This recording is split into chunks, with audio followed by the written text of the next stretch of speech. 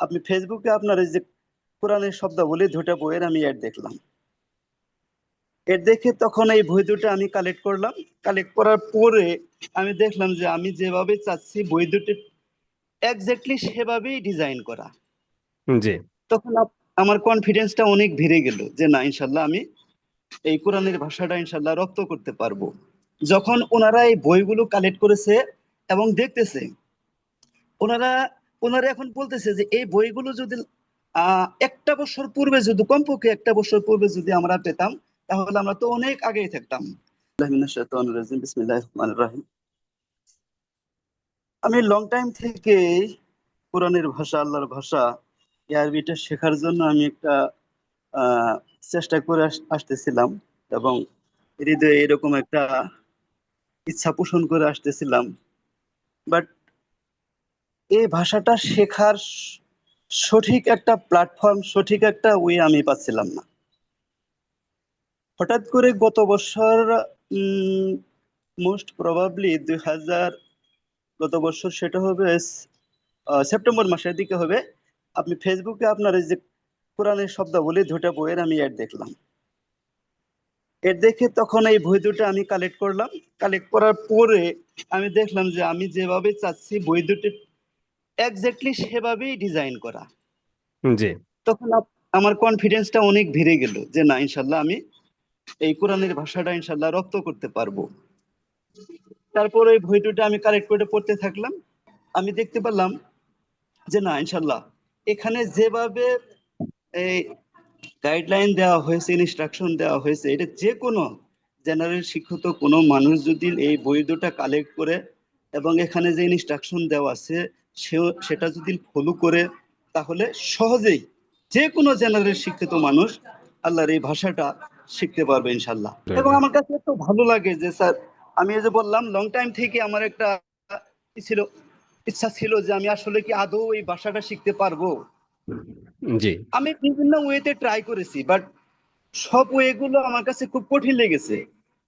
আমি দারুণ ভাবে তখন ব্যর্থ হয়েছি।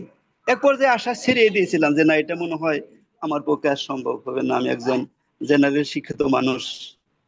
পরে যখন এই যে আপনার বই দুটো আমি পেলাম, এখানে এই যে লেভেল ওয়ানটা যে বইটা আছে, এখানে যে এই বইটা আহ বুঝতে পারলে 85% বোঝা সম্ভব, আসলেও তাই। আমি এই বইটা গত বছরই শেষ করেছি। তখন আমি বুঝতে পেরেছি এবং জানতে পেরেছি যে আসলে এরকম ভাবে এরকম উদ্যোগ আমাদের দেশে পূর্বে এরকম ছিল না স্যার, যেটা আমি একদম মন থেকে বলতেছি এটা। জি স্যার। আমি সেজন্য অন্যান্য যারা আমার মতো জেনারেল শিক্ষিত ভাই বোন যারা আছে তাদেরকে আমি অনুরোধ করব এই বই দুটো যেন যেন তারা কালেক্ট করে। আর সবচেয়ে একটা জিনিস আরো সহজ হয়েছে এবং এটা এই ভাষাটাকে আরো ইজিয়ার করে দিয়েছে, সেটা হচ্ছে ওই যে ক্রিয়াপদের যে রূপান্তর গুলো আছে, এই রূপান্তর গুলো নিজ দিয়ে সুন্দর করে অর্থ দেওয়া আছে।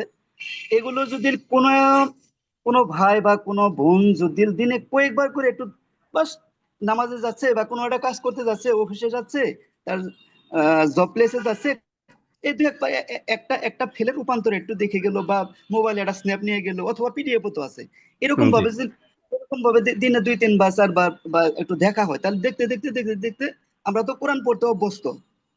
আমাদের মধ্যে অনেক ভাই বোন আছে যে কোরআনকে বারবার খতম দিয়েছে, ফলে অনেক শব্দগুলোর সাথে আমরা পরিচিত। আর এই রূপান্তর গুলো যদি, এই শব্দগুলো যখন আমরা দেখি, তখন তো আমাদের ওই যে মেমোরিতে এটা আইডিয়া এসে যায়, এগুলো তো দেখছি, তখন স্যার সহজেই হৃদয়ঙ্গম করা সহজ হয়। আলহামদুলিল্লাহ। আমাকে এর আগে এক দুজন ভাই জানিয়েছেন যে ওনারা হেপস করছেন এখন। তো ওনারা বলছেন যে হেপস মানে কোরআনের শব্দাবলীর রূপান্তর গুলো বা হচ্ছে এই শব্দাবলীর বইগুলো পড়ার আগে হেপসটা যত টাইম লাগতো, বললো যে এখন পড়ার পরে হেপসটা আমার কাছে মনে হচ্ছে, ওনাদের ভাষ্য হচ্ছে যে এটা আরেকটু দ্রুত ওনারা হেপসটা করতে পারছেন।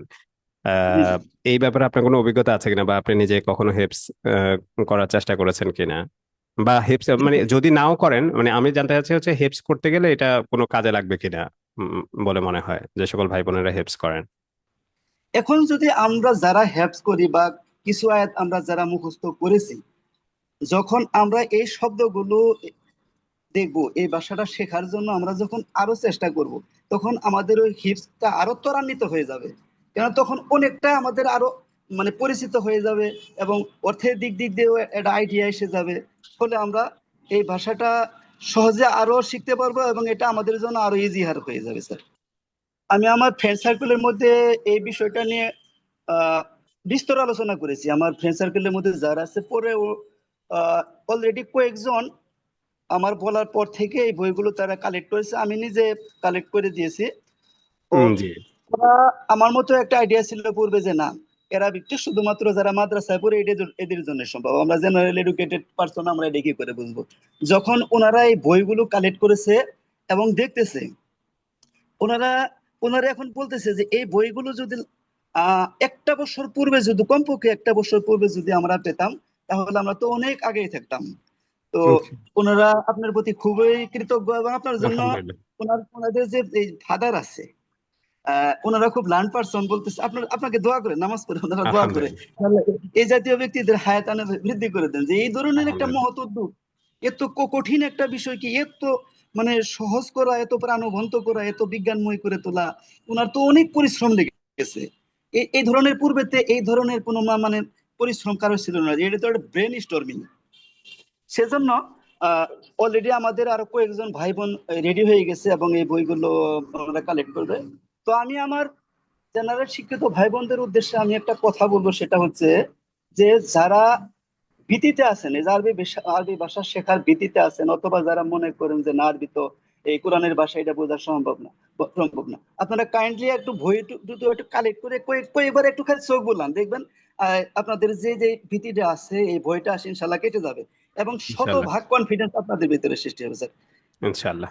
অনেক শুক্রিয়া, অনেক শুক্রিয়া মোশাররফ ভাই আমাদের আজকের প্রোগ্রামে যুক্ত হওয়ার জন্য।